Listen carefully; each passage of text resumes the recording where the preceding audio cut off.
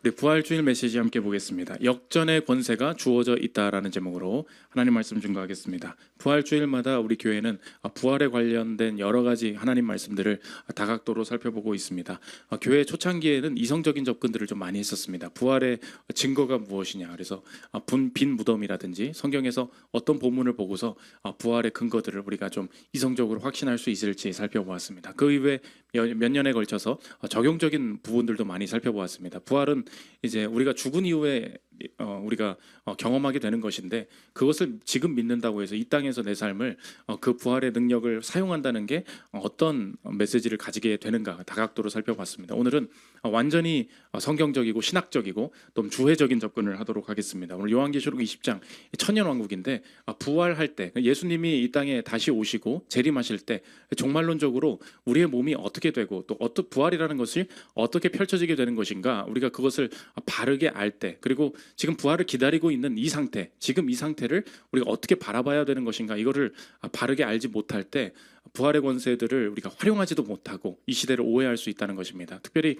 우리나라에는 미국 선교사님들이 들어오실 때 좋은 분들이었어요. 그러나 종말론에 있어서 조금 이렇게 좀 편협된 시각을 가지고 오신 분들을 많이 우리 선교사들이 우리 교회, 우리 나라에 들어오게 되었습니다. 그것을 보고 세대주의다 이렇게 이야기를 하는데, 그러다 보니까 여기 이제 장년분들, 집사님들은 아마 교회를 많이 안 다니시는 성인분들도 많이 알 거예요. 막 92년도 이럴 때 보면은 뭐가 이제 휴가가 된다 그래가지고 우리 이제 다 공중에 들려 올라간대. 그래가지고 뭐 정말 다미선교회 그래가지고 이런저런 이야기들이 우리나라를 많이 시끄럽게 했습니다. 왜 그런 일들이 벌어지냐 보면은 다 요한계시록 20장 이 천년왕국에 대한 해석의 차이 있는데, 그들은 천국에 못 가냐? 그렇지 않습니다. 그들이 일부분에 있어서 조금 건전하지 못한 오해를 해석을 가지고 있기 때문에 그런 건데, 그렇다면 오늘 이 천년왕국 도대체 언제냐, 도대체 어떻게 해석을 해야 되는 거냐, 그리고 이것이 왜 중요하냐, 오늘 내 삶을 살 때 어떤 영향을 미치는지 오늘 천년왕국을 살피는 시간 갖도록 하겠습니다.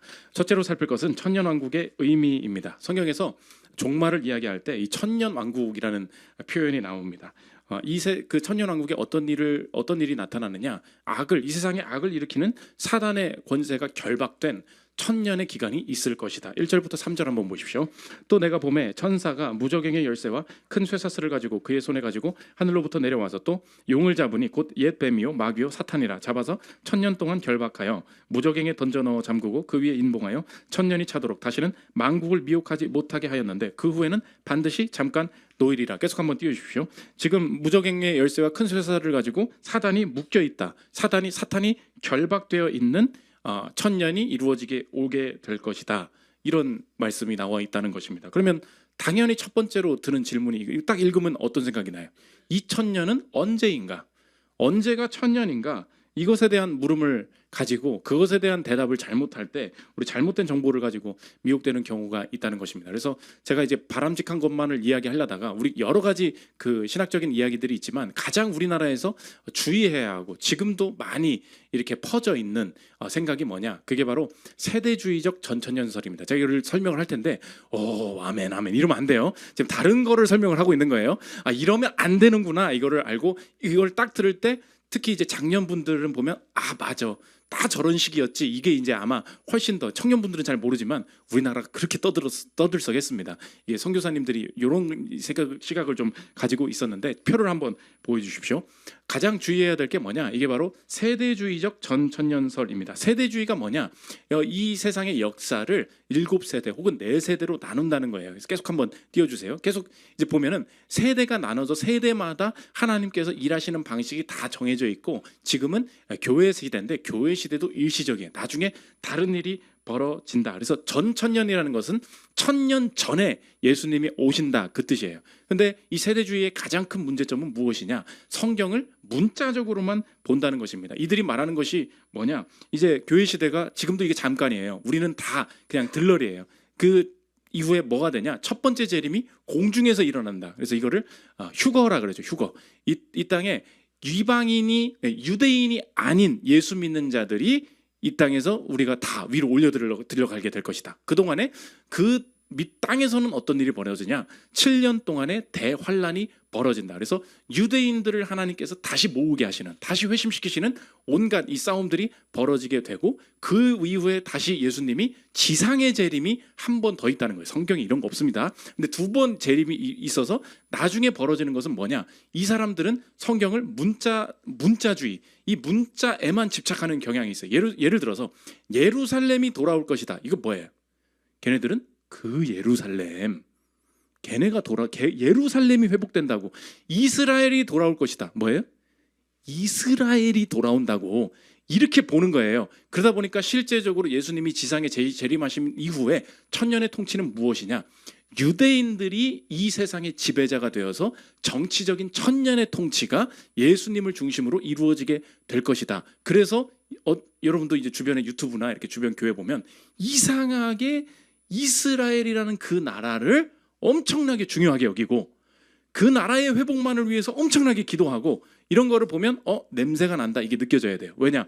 이 사람들은 문자 그대로 그걸 받아. 성경의 마지막에 새 예루살렘이 내려올 거다. 그 예루살렘 뭐예요? 그 예루살렘이에요. 그 예루살렘의 성전이 다시 세워진다, 이렇게 본다는 거예요. 그런데 우리가 받아들이는 것은 무엇입니까? 예수 그리스도가 이 땅에 오시고 유대인으로부터 예수님께서 이 복음이 전파되기 시작했지만 이제 예수 그리스도의 죽으심과 이 부활 이후에는 이방인들, 우리가 바로 새 이스라엘 백성이죠. 우리가 새 예루살렘에 들어가게 될 백성이 된다, 이렇게 해석을 해야 된다는 것입니다. 여러분 한번 생각해 보십시오. 내 마음은 호수요 했어요. 그럼 문자 그대로 해석을 해야 되잖아요. 그러면 호수요 그랬어요. 그럼 이제 물어봐야죠. 뭐 어떤 호수요? 의왕의 백운 호수요? 아니면은 포천의 산정 호수요? 잠실의 석촌 호수요? 이렇게 하면 일부에 호수자매가 또 세례를 받았거든요. 그럼 그 호수요? 걔가 마음에 든다는 뜻이요? 이건 어쩔 거예요? 너 미쳤냐? 그러겠죠. 왜요? 문자 그대로 보는 건 맞죠. 그런데 그 문자는 언제나 문자를 어떻게 봐야 돼요? 맥락과 장르 속에서 봐야 된다고. 문자를 보지 말라는 게 아니에요. 문자 그대로 읽어. 호수야. 근데 그게 무슨 뜻이에요? 이것은 시입니다. 시에서 쓰였잖아요. 그러니까 그럼 이 시에서, 이 맥락 속에서 이 호수는 무엇인가, 이렇게 봐야 된다는 거예요. 그러니까 우리는 성경 말씀을 하나님께서 영감하신, 우리에게 주신 말씀으로 보기 때문에 문자 그대로 해석하고 받아들여야 돼요. 문제는 뭐냐? 그 문자를 잘 해석을 해야지. 이게 어떤 맥락 속에 어떤 장르에서 주어지게 된 것이냐, 이거를 그냥 그 억구에 집착하기 시작할 때 우리의 인생의 마지막 회복은 어떻게 되냐? 예루살렘이 회복돼야 돼요. 유대인이 돌아와야 돼요. 이스라엘이 돌아오게 될 거예요. 그때부터 모든 중심의 주제가 유대인으로만 다 쏠리게 되고, 우리 교회 시대는 다 들러리예요. 교회들은 다 유대인들을 기다리기 위한 일이 된다. 이것이 이 그 세대주의적 이야기입니다. 그러면 이 땅에 지금 우리가 바람직하게 이 그 천년 왕국을 해석하는 것은 무엇이냐? 이것을 이제 신학적인 용어로는 무천년설 이렇게 이야기를 하는데, 성경 저 페이지 한번 보여주십시오. 도표를 계속 띄워놔 주세요. 무천년설은 뭐냐? 그 전에, 그래서 이 휴거를 이야기할 때 이 세대주의자들이 빠졌던 게 그거예요. 그 앞에 데살로니가전서 4장 16절 잠깐 띄워주십시오. 그 앞에 거죠. 무천년설 앞에 거. 네. 주께서 호령과 천사장의 소리와 하나님의 나팔 소리로 친히 하늘로부터 강림하시리니 그리스도 안에서 죽은 자들이 먼저 일어나고 그 후에 우리 살아남은 자들도 그들과 함께 구름 속으로 끌어올려 공중에서 주를 영접하게 하시리니, 공중에서 우리가 끌려올려 간다는 거예요. 근데 이거 어떤 얘기냐? 마지막 날의 얘기거든요. 근데 먼저 우리가 끌려올려 가고 유대인들은 남아서 다른 일이 벌어진다. 이게 이제 세대주의적인 잘못된 종말론이 된다는 것입니다. 그러면 우리가 보면 이 천년은 어떻게 보냐? 이 천년이라는 것은 사단이 결박된, 예수님이 이 땅에 처음 먼저 오시고 다시 재림하시기 전에, 부활하시고 재림하시기 전에 초림과 재림 사이 지금의 교회 시대가 곧 천년 왕국이다, 이렇게 봐야 한다는 것입니다. 그것을 무천년설이라고 하는데, 지금 보면 승천하셨죠. 승천하시고 다시 오십니다. 그러면 지금 하나님께서 교회를 세우시고 이 교회를 통하여서 약속된 자, 택한 자들을 모으시는 이 시대가 바로 천년 왕국이고 교회 시대가 된다. 그리고 재림은 단 한 번이 이루어지게 된다. 이것이 이 성경을 보는 바람직한 관점이 된다는 것입니다. 문제는 뭐냐? 목사님, 지금 아까 성경 요한계시록 20장을 보면 분명히 사단이 결박됐다고 했습니다. 그런데 인생 살아보십시오. 이렇게 악이 창궐하고 악이 심해지고 악이 결박되어 있는 것 같지가 않은데 어떻게 지금 이 시대를 가지고 사단이 결박된 천년왕국이라고 말할 수 있습니까? 분명한 예수님이 오신 이후에 변화가 있었다는 거예요. 예수님이 오시기 전에 하나님을 아는 백성은 누구밖에 없었습니까? 유대인밖에 없었죠. 그런데 예수님이 오신 다음에 승천하시고 이제 권세가 바뀌었어, 다른 일이 벌어질 거야 라고 하시면서 예수님이 자신이 부활하신 이후의 시대를 정의하시는 말씀이 이렇게 나옵니다. 마태복음 28장 18절 보십시오. 예수께서 나와 말씀하여 이르시되 하늘과 땅의 모든 권세를 내게 주셨으니, 권세가 바뀌었다는 거예요. 그러므로 너희는 가서 모든 민족을 제자로 삼아 아버지와 아들과 성령의 이름으로 세례를 베풀고 내가 너희에게 분부한 모든 것을 가르쳐 지키게 하라. 볼지어다 내가 세상 끝날까지 너희와 항상 함께 있으리라 하시니라. 예수님 이전에 그런 얘기 하신 적이 없어요. 지금까지 예수 믿는 사람들은 유대인들 뿐이었어요. 근데 예수님이 부활하시고 다시 한번 이 땅의 제자들에게 명령하실 때 이제는 하늘과 땅의 모든 권세가 이제는 내게 있다는 거예요. 그러므로 이 세상에 악이 창궐하고 있는데 내가 이제 예수 그리스도의 복음의 권세를 들고 가서 말씀대로 순종하고 선포하면 어떤 일이 벌어지냐? 그 권세가 뒤집혀지고 하나님의 뜻이 실행되는 일들이 이방인들 가운데에서도 나타나게 될 것이다. 그러므로 이 사단이 결박되어 있다. 지금 이 시대가 예수님이 죽으시고 부활하신 이후, 그리고 예수님이 다시 오시기 전까지 지금 이 교회 시대를 천년 왕국의 시대라고 우리가 볼 때 이제 담대한 확신이 생긴다는 것입니다. 그걸 정리하면 오늘 제목과 같다는 거예요. 역전의 권세가 주어져 있다는 것입니다. 내가 지금까지는 아무리 예수를 믿어도 뭐 이런다고 우리 엄마가 변하겠어? 이런다고 이 사회가 변하겠어?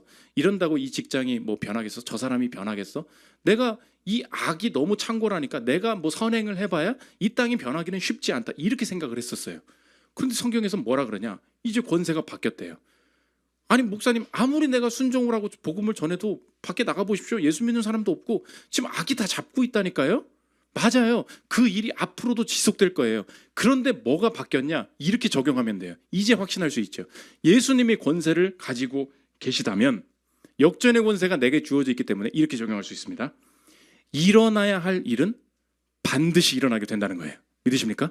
이게 부활 권세를 가진 자들이 이 시대 내 삶을 바라봐야 되는 시각이 된다는 것입니다. 지금까지는 너무 세상이 악해요. 사회도 악해요. 내 자녀도 너무 고집스러워요. 그래서 이 일을 해봐야 뭐하냐, 내가 이렇게 살아봐야 뭐하냐. 왜?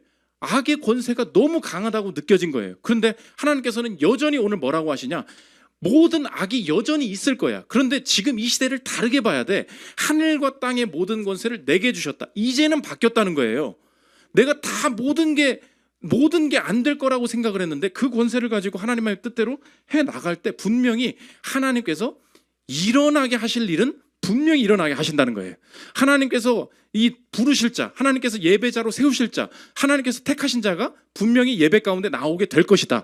하나님께서 내 인생의 여정 가운데, 우리 가정의 여정 가운데 분명히 회복하시고 성취되게 하셔야 할 일들, 우리 기업 가운데 하나님께서, 내 연구 가운데 하나님께서 진행하셔야 될 일들, 하나님께서 계획하신 그 일들은 재정의 문제, 가정의 문제, 질병의 문제, 온갖 문제가, 사회의 변화, 업황의 불황, 모든 것이 있다 할지라도 분명히 확신할 수 있죠. 일어날 일은 분명히 일어나게 되어 있다. 이것이 부활 권세를 가진 자들이 오늘을 바라봐야 될 새로운 시각이 된다는 것입니다. 그래서 우리 교회도 너무 웃겨요. 목사님, 저는 요새 전도를 설교 링크로 합니다. 유튜브 자기가 듣고서 좋은 거는 유튜브 링크 컨트롤 C에다가 그냥 내가 아는 단톡방에 그냥 다 그냥 컨트롤 C 컨트롤 V 들어봐 그냥 막 부른데, 그럼 다 일십 읽지도 않아. 그냥 막 내 아들도 안 읽어. 뭐 안 읽는데 뭐 들으나 마나 네 맘대로 해라 막 그런데, 그러다가 어느 날 갑자기 뭐 이렇게 생일이라고 뭐 이모티콘 보내고 이렇게 하면은 집사님, 언니 내가 고백할 거 있는데 사실 언니가 보내준 거 계속 듣고 있어. 괜찮더라. 내가 아직 예수는 못 믿겠는데 아무튼 재밌어. 그래서 아무튼 조금 열렸어. 뭐 이러면서 이상한 말을 한대요. 목사님, 기적이에요. 이 사람이 절대 이렇게 말하는 동생이 아닌데 기적이 일어났어요. 기도해 주세요. 보세요. 맞아요. 계속 복부터 하면은 아마 99%는 다 익십할 거예요. 근데 하나님이 오늘 뭘 하세요? 지금이 천년왕국이래요. 천년왕국엔 어떤 일이 있대요? 사단의 권세는 제한적으로 결박돼 있대요. 그러면 이 세상에 아무리 악이 많아도 내게 주신, 신자에게 주신 권세가 뭐예요? 일어날 일은 분명히 일어나게 돼 있다는 거예요. 오늘 그래서 담대하게 전할 수 있고 담대하게 순종할 수 있어요. 다 성공한다는 거 아니에요.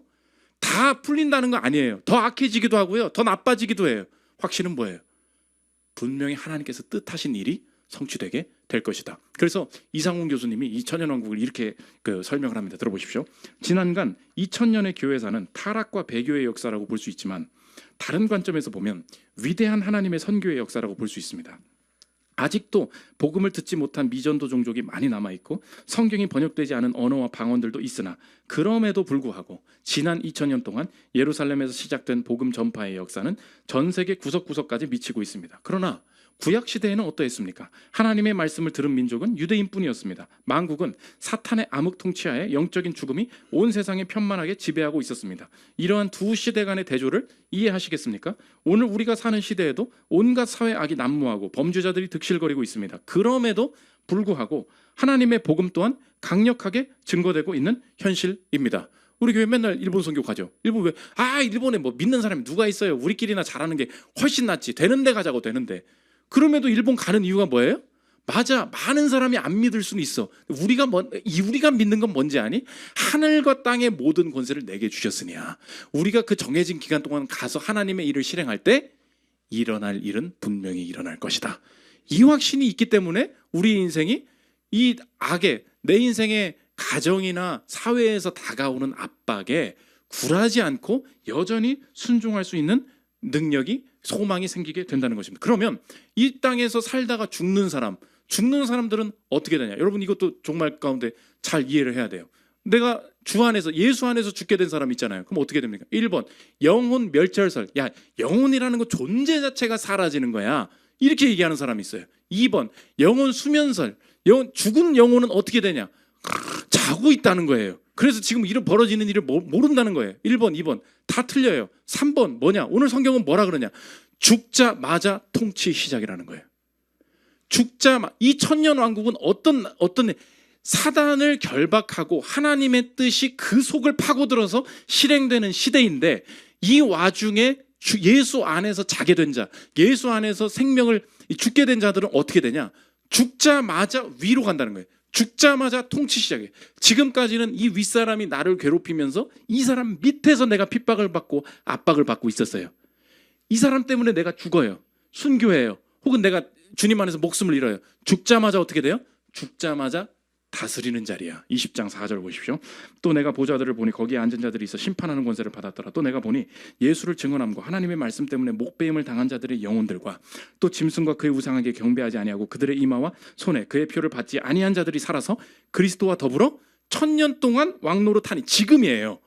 이 지금 왕노릇하고 있다. 그러면 믿지 않는 자들은 어떻게 되냐? 5절, 그 나머지 죽은 자들은 그 1000년이 차기까지 살지 못하더라. 이는 첫째 부활이라.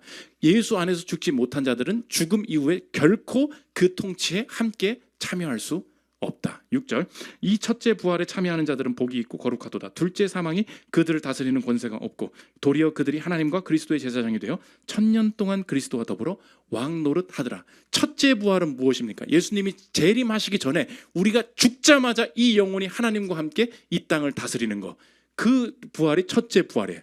마지막에 우리가 다시 몸을 입고 부활하게 되죠. 그게 둘째 부활이 된다는 것입니다. 그러므로 오늘 잃지 말아야 될 생각이 뭐냐? 지금 이 천년 왕국이 교회 시대, 사단의 권세가 예수 그리스도의 죽음과 부활 때문에 결박된 상태다라는 시선으로 오늘의 삶을 보는 것이 내 인생에 어마어마한 권세와 능력이 주어져 있다는 소망을 주는 이해가 될 수 있다는 것입니다. 오늘 저와 여러분 확신하십시오. 가정이나 사회의 분위기, 어떤 악해져가는 우리 자녀나 부모의 고집, 이것 때문에 결코 무너져서는 안 돼요. 확신하시겠습니까? 오늘 일어나야 될 일은 분명히 일어납니다. 믿으십니까? 그것이 예수 그리스도께서 천년 왕국, 예수님이 재림하기 전 이 시대 가운데 나의 인생을 통해서 행하시는 일이 된다. 이것이 천년 왕국에 대한 바른 이해가 된다는 것입니다. 두 번째, 천년 왕국의 연속성입니다. 목사님, 뭐 그렇게 된다는 거는 알겠는데 마지막에 결국은 천국 가면은 다 없어지고 끝나는 거 아닙니까? 지금 내가 돈 생각해보세요. 지금 다 돈 벌어놨어요. 이거 다 뭐 어쩔 거예요? 다 놓고 가야지 뭐. 내가 지금 연구하던 게 있어요. 프로젝트가 하나 있습니다. 하다가 주님이 부르셔. 그럼 어떻게? 놓고 와. 그거 뭐 쓸데기 없는 연구를 하고 있었어. 이제 천국 가자. 예수님이 그러실 것 같잖아요. 그렇잖아요. 내가 바이올린 막 낑낑낑낑 열심히 연습을 합니다. 아이고 그만해라. 가자. 그럼 데려가. 그럼 뭡니까? 내가 여기서 열심히 연습하고 열심히 연구하고 열심히 돈 벌고 하던 것들은 이 땅의 일일 뿐이야. 이렇게 우리가 생각을 해요. 그래서 성경의 이야기도 보면 목사님 성경에 보니까 주님 오시면 다 불태워지고 다 없어진대요. 이렇게 생각을 한다는 거예요. 베드로후서 3장 10절 보십시오. 그러나 주의 날이 도둑같이 오리니 그날에는 하늘이 큰 소리로 떠나가고 물질이 뜨거운 불에 풀어지고 땅과 그 중에 있는 모든 일이 드러나리라. 계속 한번 띄워주십시오. 여기서 오해가 뭐냐? 땅이 불이 풀어진대. 그러니까 불로 다 멸하신다는 거예요. 그러니까 나만 할 게 없지. 그럼 내 몸도 안 남고 내 작업한 작품도 안 남고 다 없다. 근데 성경은 다 없어진다는 뜻으로 이 불을 쓰지 않았다는 것입니다. 잘 보십시오. 불이 풀어진 다음에 드러나게 되는 게 뭐래요? 땅과 그 중에 있는 모든 일이 드러나게 된다. 이건 무슨 말입니까? 이 땅에 이 하나님의 마지막 심판 가운데 그 이후에 이 땅에 있는 것들이 불로 정결케 되고 다시 남게 되는 연속성이 있는 일들이 벌어지게 될 것이다. 그래서 천국에 대한 잘못된 오해 중에 하나가 뭐냐면 천국은 그냥 영적으로 가가지고 그냥 천사들이랑 띠링띠링띠링 와 주님 날아다니면서 띠링띠링띠링띠링 하프키면서 뭐 이렇게 놀고 아이고 내가 너무 세속적인 목사입니까? 가면 재미가 없을 것 같은 거예요. 아니 뭘 이렇게 하프를 켜? 나는 뭐 딴 것도 하고 싶고 그렇잖아요. 뭘 가가지고 예배만 드리고 뭐 이런다고 생각을 하는 거예요. 왜? 천국은 그냥 영적인 곳이다. 아니에요. 성경은 오늘 뭐라고 하냐? 땅에 있는 것들이 드러나. 새 하늘과 새 땅이 온다. 다 뭐예요? 물리적인 것, 피지컬이라고. 영혼뿐만이 아니라 이 세계의 물리적인 것들이 리뉴얼, 연결되어 있지만 완전히 새로워지는 그 무엇이 생겨나게 된다. 그래서 이 땅에서 우리가 행하는 것 중에 이 땅을 가치 있게 만들고 아름답게 만들고 행복하게 만들었던 이 모든 여정들이 천국에도 다 남게 될 것이다. 이 땅의 왕들이 무엇을 가지고 들어가는지 21장 계시록 21장 24절 보십시오. 만국이 그 빛 가운데로 다니고 땅의 왕들이 자기 영광을 가지고 그리로 들어가리라. 사람들이 만국의 영광과 존귀를 가지고 그리로 들어가겠고, 그리로가 뭐예요? 하나님 나라죠. 새 하늘과 새 땅이 있대요. 그런데 새 하늘과 새 땅을 들어갈 때 다 버려. 그 필요 없는 거 그 사업 보고서 놓고 와. 그 악보 놓고 오라고, 그 작품 놓고 와라고 하지 않으시고 뭘 가지고 간대요? 만국의 영광을 가지고 가게 된다. 그거 챙겨. 그거 쓸 거야. 그 하프 챙겨. 그 바이올린 챙기라고. 그 컴퓨터 챙겨. 그 연구 논문 챙겨. 그 챙겨 와서 가지고 간다. 이렇게 말씀을 하신다는 거예요. 그 무슨 말이에요? 남는다는 거예요. 내가 시도한 이 모든 것들이 완성되고 극단으로 가고 종결되고 완벽한 모습으로 이것들이 구현되는 장소가 뭐냐? 그게 하나님 나라가 된다는 것입니다. 그래서 개혁주의 종말론 탐구 코르넬리스 비네마 교수님이 뭐라 그러냐? 이 땅의 것들 중에 가치 있는 것들은 남게 될 거다. 되게 재밌는 얘기입니다. 들어보십시오. 새하늘과 새 땅에서 인류 문명이 이뤄온 탁월하고 고귀한 열매들은 완전히 버려지지 않고 오히려 그것들로 새 창조 세계는 더 많은 혜택을 누리고 풍성해질 것이다. 다양한 나라와 민족, 그들의 문화재, 언어, 예술, 지식, 문학, 그리고 기술 등등 이 모든 것이 훌륭하고 유익하다면 새 창조 세계에서 하나도 상실되지 않을 것이다. 이런 물음의 요점을 표현해 보자면 보십시오. 과연 바흐와 모차르트의 음악, 렘브란트의 그림, 셰익스피어의 글과 과학의 발견 등의 모든 것이 새 창조 세계에서 자취를 감추게 될 것이란 말인가? 이거 다 뭐라는 거예요? 다 남는다는 거예요. 이걸 뭐라 그러냐? 이 종말의 연속성이라 그럽니다. 종말에는, 부활에는 연속성이 있고 불연속성이 있어요. 불연속성은 뭐예요? 하나님이 이 불을 통해서 우리의 인생에 우리를 슬프게 만드는 것들, 죄악들, 질병들, 사망들, 하나님께서 다 불연속, 더 이상 내가 죄를 짓지 않는 존재가 되도록, 더 이상 내가 무너지지 않는 존재가 되도록 내 인생을 억압하고 나의 인생을 무너뜨리는 모든 악한 것들은 불연속, 끊어지게 돼요.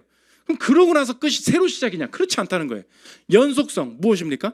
하나님께서 지금까지 내가 열심히 해왔던 것, 내가 지금까지 열심히 했지만 기회가 없어서 쓰임받지 못했던 그 악보들, 그 드라마 작품들, 내가 열심히 시도했는데 실패했고 마케팅에 실패해서 쓰지 못했던 내 인생의 연구들, 내 제품들, 그 인생 그 해봐야 뭐하냐. 그러니까 이 땅이 둘로 나뉘어요. 세속주의 사람들은 뭐라 그럽니까? 야, 천국은 없어. 놀아 제껴. 그냥 이 땅에 지금 시간 있을 때 즐기고 누리고, 이게 다 인생의 전부야. 이게 여러분이 주변에서 만나는 세속주의 사람들 아닙니까? 반대에 천국의 이해가 잘못됐을 때 우리는 어떻게 되냐? 야, 이 땅의 건 다 없어져. 그냥 교회만 다녀. 헌금만 해. 그 뭐하러 그 바이올린 배우는 거야? 배우지 마. 태권도 뭐하러 가냐? 그만해. 집사님 연구 좀 그만하세요. 집에 교회 와가지고 일이나 하세요. 맞아요, 틀려요? 그렇지 않다는 거예요. 내가 이 땅에서 일상에서 행하는 모든 일들이 뭐 어떻게 된대요? 만국의 영광을 가지고 그리로 들어가게 된다.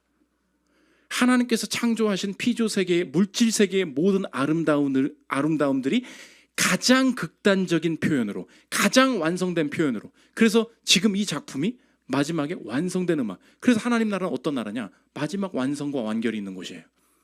음악의 완성이 있어요. 미술의 가장 끝에 아름다움이 거기 있다고. 그럴 때에 이 땅의 것들이 연결되어 있구나. 그러므로 적용입니다. 여러분 생각해 보십시오. 이렇게 적용할 수 있는 거예요.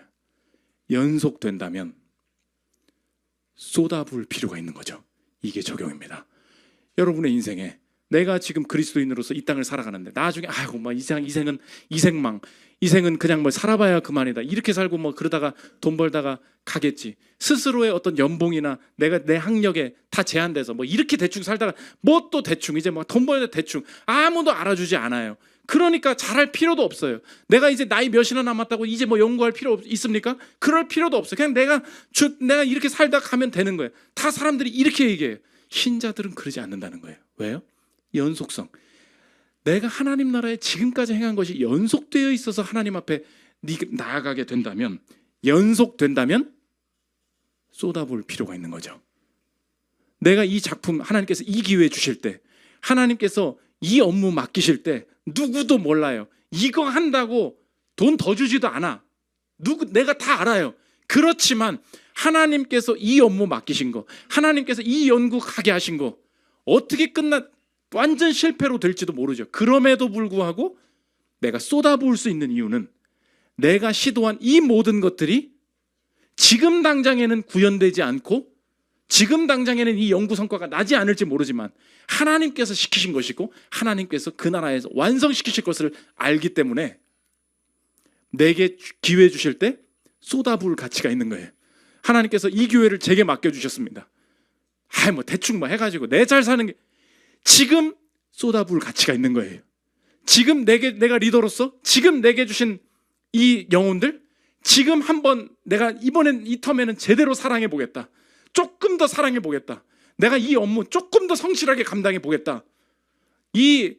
잘해 보겠다. 쏟아부을 수 있다는 확신이 천국의 연속성 속에서 나올 수 있다는 것입니다. 그러면 한 단계 더 적용할 수 있죠. 하나님 나라를 갔을 때 완성될 것이기 때문에 이 땅에서 쏟아부을 수 있는 거라면 이 땅에서도 적용할 수 있잖아요.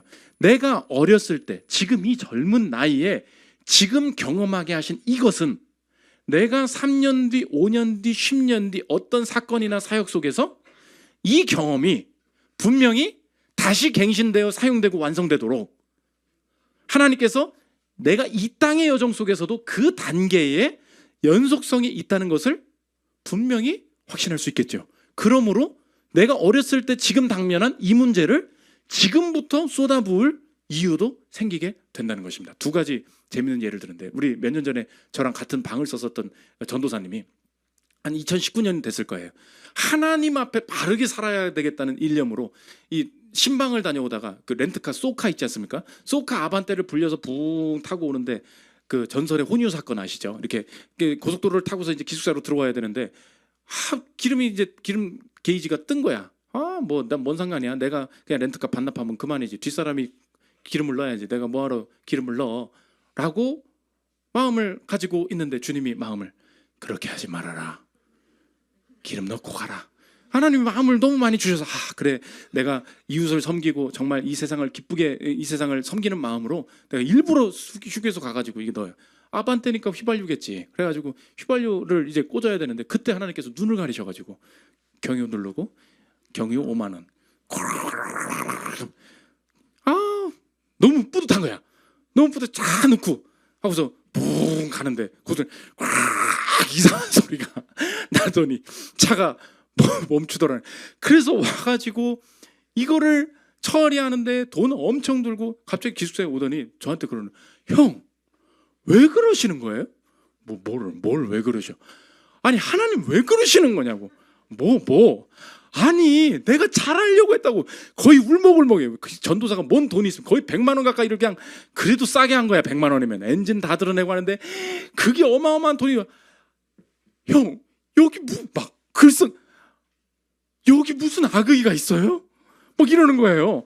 내가 주님 섬기는 마음으로 정말 선한 일 하려고 기름 굳이 넣어주려고 가가지고 혼유를 그게 당하게 하시는 게 그게 하는 뜻이냐고. 나는 이게 이해가 안 된다고. 그 19년에 지난주에 우연히 밥을 먹었습니다. 형, 나 그거 이해됐잖아. 5년 만에. 지난 교회를 사역자를 갔는데 띨빵한 목사가 자기 위에 선임이었대. 미안합니다. 목사님한테 띨빵한 열빵하다. 그러니까 조금 그러신 분이 너무 앞가림도 못하고 막 그런 분들 섬기느라고 자기가 너무 힘들었다는 거예요. 스타렉스를 타고 신방을 갔다 오는데 기름이 없네. 들어가는데 그 사람 기름 넣겠다고 하는 거예요. 스타렉스니까 경유 넣어야죠. 근데 또 바뀐 거야. 이 목사님이 경유 넣어야 되는데 휘발유를 꽂고서는 또 하는 거야. 가다가 또 쓴 거야. 딱 내리는데 이거 혼유구나. 딱 보는데 이 열방한 목사님을 뭐라고를 못하겠는 거야. 목사님 하나님이 그 순간에 뭐라고 하시냐. 너도 똑같은 짓을 했느니라. 근데 하나님이 마음의 모든 것이 해석되게 하시더라는 거예요. 왜냐? 나는 너를 사역자로 불렀다. 사역자가 가져야 될 가장 큰 마음이 뭐냐? 나의 인생은 저 사람과 똑같은 죄인이고 나도 은혜로만 전적으로 구원받은 존재인데 저 띨빵한 애가 저것도 못하고 이것도 못하고 세상적인 기준을 가지고 저것도 못하는 애라고 정죄하면서 나는 그 정죄하는 사역자가 되지 않기를 원한다.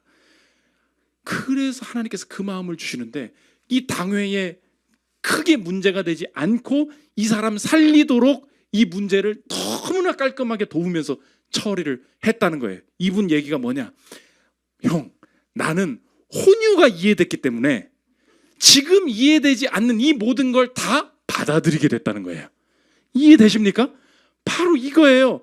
연속성. 내가 천국 가서 만국의 영광을 가지고 들어간다는 말도 맞지만 연속된다면 쏟아부을 가치가 있는 거잖아요. 그러면 이 땅에서도 당연히 그 단계별로 그런 일들이 있겠죠. 지금 내 인생에 도저히 해석할 수 없는 가정과 직장에서의 벌어지는 일들, 혼유. 아니 요것만 바꿨으면 되잖아요. 하나님이 요거 이 주유구만 바꾸게 하셨으면 될 일이었잖아요. 정말로 이해 안 되는 그런 일들 때문에 낙심하지 않아야 될 이유가 무엇입니까? 연속성 때문에 그래요. 하나님께서 지금 경험하게 하신 이것이 결코 버려지지 않고 하나님 뜻 안에 영광 가운데 사용되게 하실 것이다. 또 한 가지 얘기가 뭐냐? 오늘 2부 예배 얘기도 많죠. 그 중고등학생들이 되면은 이게 수학이 도대체 어디다 써먹는 거냐? 우리 그러잖아요. 그러니까 부모는 뭐야? 다 쓸 때가 있어. 다 쓸 때가 있어. 아무리 말하면 엄마 등차 수열을 어디다 쓸 건데? 엄마 돈 버는 게 중요하지. 이렇게 하니까 저도 그래요. 어디다 쓸 거야?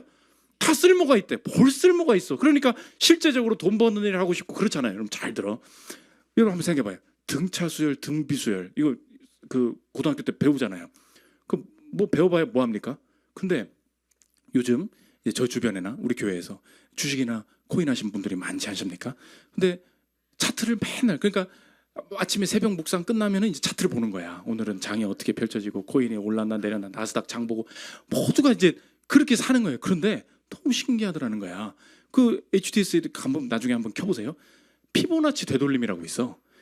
이 코인이 웃으시는 분들은 이미 코인에 발을 담고 이렇게 올라. 그러면 늘 사람들은 심리가 늘 이렇게 올랐다가 눌림이 있고 그냥 올라가지 않는다는 거예요. 올랐다가 눌림이 있고 올랐다가 눌림이 있고 내려갈 때도 그냥 떨어지지 않는다는 거예요. 이렇게 하는데 피보나치가 뭡니까? 지금 이 물리적인 황금 비율이라 그러잖아요. 차수가 앞에 두 개 합치는 거죠. 이해됩니까? 자, 중고등학생 공부 잘하고 싶으면 이해를 해야 돼. 자, 1, 2. 이 2는 왜 생긴 거예요? 1 앞에 두 개를 합친 거예요. 1 더하기 1이 2가 된 거예요. 그러면은 1, 2를 합치면 뭐가 돼요? 3. 3과 2를 더하면 5. 그래서 1, 2, 3, 5, 8 이렇게 나가는 수열의 비율이에요. 근데 인생의 이 물리 자연계에 많은 아름다운 것들이 피보나치 수열로 돼 있다. 그게 아름답다. 뭐 고등 때는 그거 배워봐야 뭐하냐 그러잖아요. 그게 HTS에 다시 나왔다는 거야. 내가 코인 할 때. 그러므로 여러분 돈을 많이 벌고 싶죠? 오늘 2부 예배 특히 초중고 학생들 돈을 많이 벌고 싶으면 수학을 잘해야 됩니다. 그러니까 제 장난으로 설명을 하는 거예요. 내가 지금 배우는 거 하나님께서 지금 기회 주신 거 뭐 이거 점수 잘 받아봐야 소용 그렇지 않아요. 하나님께서 지금 기회를 주셨다는 그 말은 내게 기회를 주신 그 자체가 어떤 뜻이냐? 지금 내가 너한테 허락한 것이 단계를 거쳐 나가면서 영원하게 의미를 가질 수 있도록 연속성이 부여된 일이야. 함부로 여기지 마. 하나님께서 그 메시지를 주신다. 그것이 천국의 연속성이 된다는 것입니다. 마지막 세 번째, 천연왕국의 완성입니다. 모든 완성을 망치는 범인이 있죠. 그게 죽음 아닙니까? 예수님께서 이 땅에 죽으시면서 새하늘과 새 땅을 우리에게 보장해 주셨다. 21장 1절 보십시오. 또 내가 새하늘과 새 땅을 보니 모든 하늘과 처음 땅이 없어졌고 바다도 다시 있지 않더라.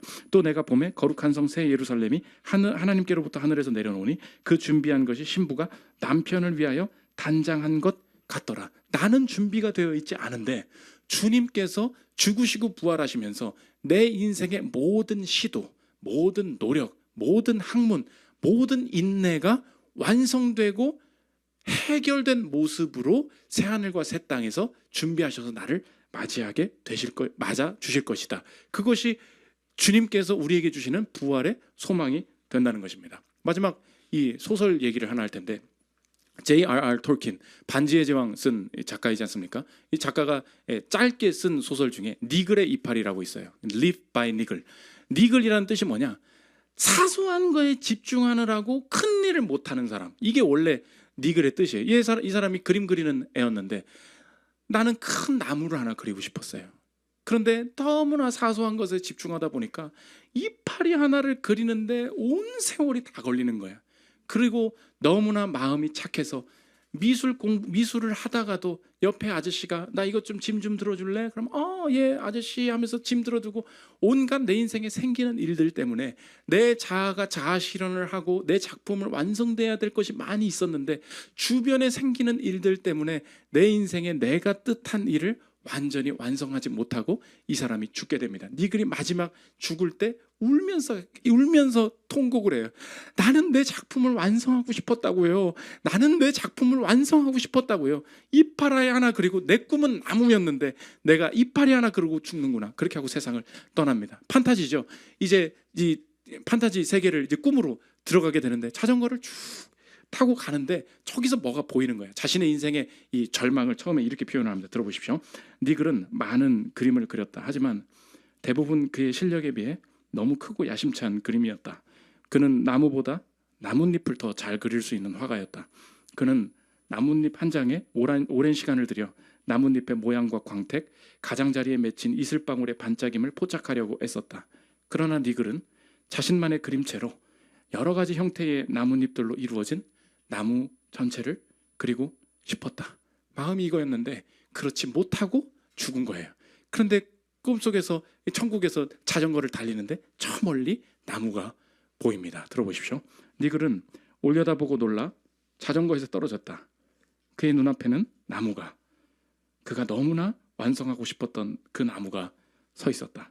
그 나무는 생생하게 살아서 나뭇잎은 피어나고 나뭇가지는 자라 바람에 흔들리고 있었다. 이는 니글이 수도 없이 느끼고 상상했지만 한 번도 직접 그리지는 못한 광경이었다. 그는 나무를 바라보다가 천천히 두 팔을 들고 활짝 벌렸다. 이건 선물이야. It's a gift. 이게 하나님 나라라는 거예요. 톨킨은 하나님 나라를 그려내고 싶었어. 톨킨 자신의 인생이 어땠냐? 너무나 세부적인 것에 시간을 쓰다 보니까 거대한 그림은 있는데 완성시키지를 못하는, 이게 자신의 투영인 거예요. 우리의 인생 아닙니까? 하고 싶은 게 많았어요. 가정에 일이 많이 생겼죠. 사업에 이렇게 될 줄 몰랐죠. 내 인생이 이렇게 흘러올 줄 모르지 않았습니까? 내 인생이 뭐예요? 이파리 한 장이에요.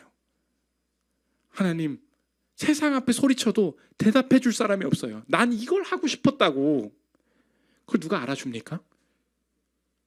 근데 하나님께서 뭐라고 하시냐? 천지 만물을 처음 창조하실 때 우리의 인생의 완전한 완성을 경험할 수 있도록 원래 그렇게 창조하셨다는 거예요. 창세기 2장 1절 보십시오. 천지와 만물이 다 이루어지니라. 하나님이 그가 하시던 일을 일곱째 날에 마치시니 그가 하시던 모든 일을 그치고 일곱째 날에 안식하시니라. God finished his work. 하나님은 나무를 다 그리셨다. 완성하셨다. 이렇게 됐는데 하나님을 떠난 우리의 인생이, 하나님 떠나서 열심히 살아보려고 많은 노력을 했지만 이 땅의 죄와 사망과 여러 가지 어려운 일들로 내 인생이 완전하게 꽃피우지 못하는 채로 우리 모두는 이 땅을 이 죽음이라는 완성하지 못하게 하는 죽음이라는 세력 때문에 내 인생이 완성하지 못하고 이 땅에서 눈을 감게 된다는 것입니다.